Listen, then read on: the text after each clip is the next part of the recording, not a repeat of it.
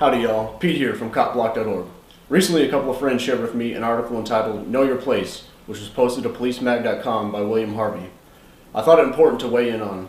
Specifically, I hope to share some thoughts with current law enforcement employees, as that was the intended audience of the original article. Please do familiarize yourself with Harvey's piece so you can see that I'm not trying to distort his main thrust, which advocates that law enforcement employees defer to their superiors, especially when in the presence of citizens. Failure to do so, Harvey worries, can cause citizens to view your specific agency or the institution of law enforcement with less respect. A few points made by Harvey that caught my attention. The prolific use of the word citizen. In 7 paragraphs, it's used 8 times. Why, you ask? Did this stand out to me? Because viewing a person as a citizen infers that there's another group, which I'm pretty sure Harvey would identify as Leos. So what's the big deal? If one creates such distinctions and operates with such a paradigm, people are viewed according to a category. It only creates and perpetuates division, which doesn't set the stage for harmonious relationships and coexistence. Moving on. Harvey claims that law enforcement is steeped in paramilitary tradition. Assuming that's a factual statement, which I don't, though the trend has become so, is that a good thing? Do you really want to live in a militarized society? Do you want your kids to grow up in a community where fear is used as a rationale to erect a police state? Harvey makes a couple of statements that show to me his underlying motivation, the control of perception. A couple of phrases he uses: diminishes his position in the citizens' eyes, and how we are judged by the public. It seems Harvey's not concerned with reality, but in window dressing.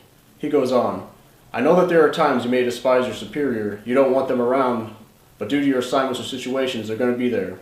If you don't respect them as an individual, respect the rank and uniform they represent.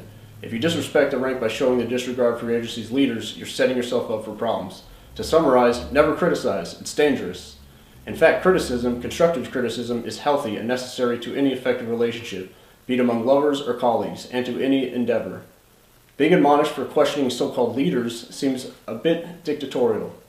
If such a structure is good for law enforcement, as Harvey claims, then why not apply the same self-censorship to all aspects of life? That would be a pretty grim world. When this video was recorded, Harvey's article had netted only a couple of comments, but they were insightful. In one, Mark notes that if an action wrong for a citizen, then it's wrong for a Leo. I'd agree, but think Mark fails to take his point to his logical conclusion. If one would agree that theft is wrong but support law enforcement as it's currently structured, they're lying to themselves, as the institution and its actors operate based on theft. Law enforcement today claim a legitimate right to initiate force, to steal the wealth created by others in the community, to then protect them. Seems to me a bit paradoxical, don't you think?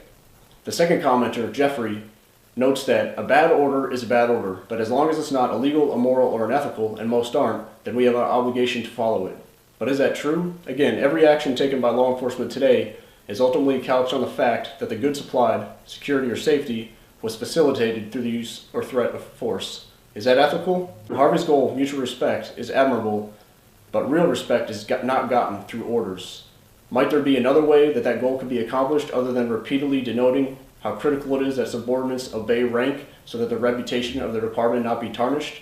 In fact, I'd argue that putting anything, be it a person or an institution, on a pedestal and actively ignoring problems or sidestepping them creates a bad situation. Most employed now as police employees are not bad people. They're just caught up in a system built on flawed foundations. Instead of telling police employees to act a certain way, might it be better if the provision of law enforcement had such incentives built in?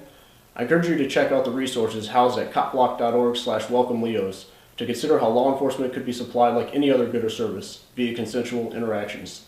Thanks for your time. I appreciate you exposing yourself to another perspective. Peace.